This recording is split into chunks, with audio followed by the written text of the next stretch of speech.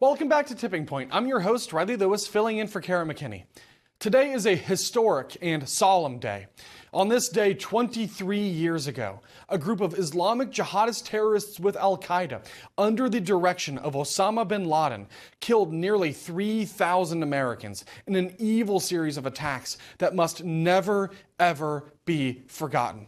On the morning of September 11th, 2001, they hijacked American Airlines Flight 11 and United Airlines Flight 175 and flew those airplanes into the Twin Towers of the World Trade Center, killing 127 passengers and thousands more in New York City.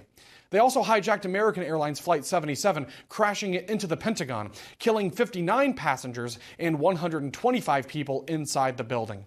And finally, they hijacked United Airlines Flight 93, likely bound for either the White House or the U.S. Capitol building, but the passengers bravely fought back, forcing those terrorists to crash the plane into a field near Shanksville, Pennsylvania, killing 40 passengers, bringing the total number of innocent lives lost to 2,996. It is still undoubtedly one of the most painful memories in our nation's history. Joining us now to discuss is Dr. Carol Lieberman, a board-certified psychiatrist who has been helping people cope with terrorism as the, quote, terrorist therapist ever since 9/11. Dr. Lieberman, thank you very much for your time today. My pleasure. So I'd love to hear more about what you do and what you've been doing since 9/11 and those horrific terror attacks. Well, 9/11 changed my life in the way that it led to my becoming the terrorist therapist, what I call, because even though at that point, actually, I wasn't living in New York, I am a born and bred New Yorker, but at that time I was living in California. My daughter was in New York. She was at Barnard. And I asked myself, what could I do? It really broke my heart because my heart still is in New York. And it broke my heart. And I asked myself, what could I do as a psychiatrist and an author and a television commentator? How can I help? Because I recognized, not because I had any great knowledge at that time about terrorism, I didn't. I, of course, since I do. But not because, but I realized that terrorism was going to be the biggest thing, the biggest threat in our lifetime. So I wanted to figure out what I could do to help people. So what I have been doing since then, of course, is a lot of one-on-one or in groups or speaking to groups and media and so on. I've written 2 books about terrorism, and I have gone to other countries, Paris, France and England, and helped them with their 9/11s, their terror attacks. And I'm also doing therapy over the phone over Zoom with Israelis now as well, because their October 7th was their 9/11. So this is a big problem. And what you're saying is absolutely true. When I tell people about how we should not be complacent, Israel is just the canary in the coal mine.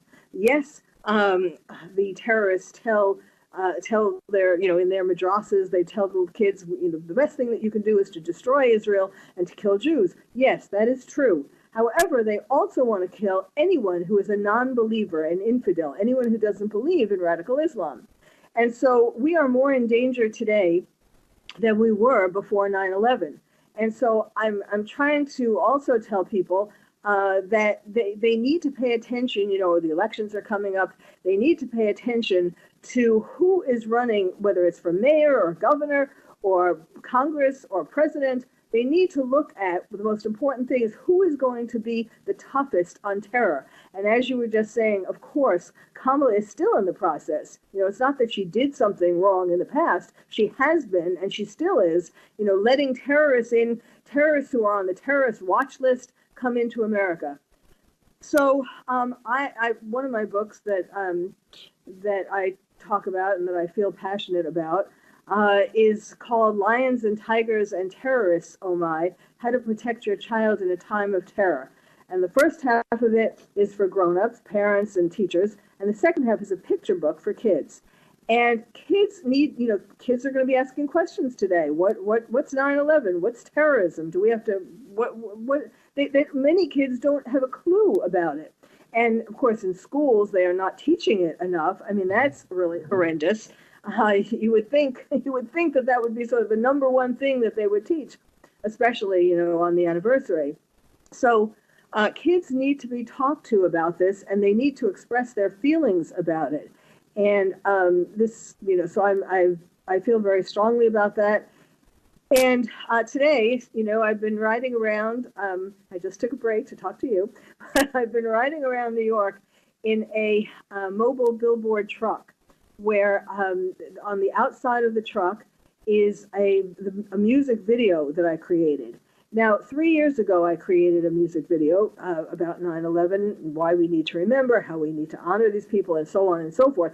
This year, I not only came in the truck to ride with it, but I changed the video. I kept the highlights from the last time, but I have added things to warn people about how we are on the precipice, how imminent terrorism is. We have terrorists in our country on every corner, depending upon what city you're in, and camps being founded, terrorist camps, and so on. And people need to wake up out of their complacency and recognize this. And so I've been trying to help bring this to bear, now even more so. So changing the video to have, for example, Mossab Hassan Yosef, who is the son of one of the Hamas founders. He talks so brilliantly. Everybody needs to listen to him. I mean, I've been talking about this for 23 years, but if you don't want to believe me, I'm just a psychiatrist who has studied terrorism and so on. But if you don't want to believe me, believe him. And he is telling everybody, that Americans should be much more vigilant about all of this. We should be doing much more to prepare for this. And I have, of course, October 7th, some video from that. And basically, it's not just enough to remember. It's enough to realize, the time is now to do something. I'm sorry, I've been going on and on, but I feel... I obviously feel really passionate about all of this and worried. I love America. I don't want to see it destroyed. That's the bottom line. Yes, it is. It truly is. And it seems almost like people tend to forget about it. But even when October 7th came up, the 9/11 attack for Israel, I'm so glad you brought that up, because when that horrific slaughter took place, I thought maybe it would be a wake-up call for the entire Western world that Islamic Jihad is actually getting stronger post 9/11. They're organized, they're wealthy. You see lots of different terror groups working together. Afghanistan has once again become a hotbed of terrorist activity and organizing under the Taliban 2.0. So I thought to myself, maybe this will be enough for people to finally wake up and start getting proactive about national security and about containing and countering and dismantling terrorist organizations and Islamic Jihad once and for all. But it seems like, once again, people really haven't learned much. So could you tell, as we come into the break here with your final thoughts, I'd love to hear more about your big message and your big takeaway, since this is the anniversary of those horrific 9/11 attacks. What is your big message for the American people since we have you here? Well, it's kind of like what Netanyahu said to Congress. He said, and this is just an example, he said, gays for Gaza is like chickens for KFC.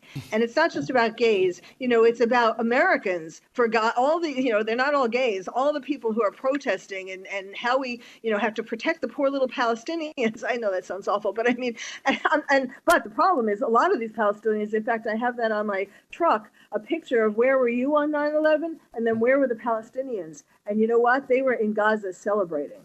Mm-hmm. Yeah, no, and I've seen some of that footage actually just circulating online today, so people, please don't just take my word for it. You can find it online, and that should say everything about the good guys, the bad guys, and where we should be standing right next to our ally Israel in this war against Hamas, against ISIS, against Al-Qaeda, against the Taliban, and against Islamic terrorism around the world. So having said that, thank you very much for joining us for this occasion. I really appreciate all the work that you're doing. And where can people find more about your work and your books and what you're doing? Well, they can go to my website, terroristtherapist.com, terrorist therapist. I know it's a tongue twister, and they can see the video actually on my website. If they're not going to be in Manhattan walking around the streets, they can see the one that's going up this year, that is up this year, 2024, and the 3 years before, the tamer one from the years before. Okay. Thank you very much again. I really do appreciate it. We'd love to have you back on the show again sometime. Sure. Thank you.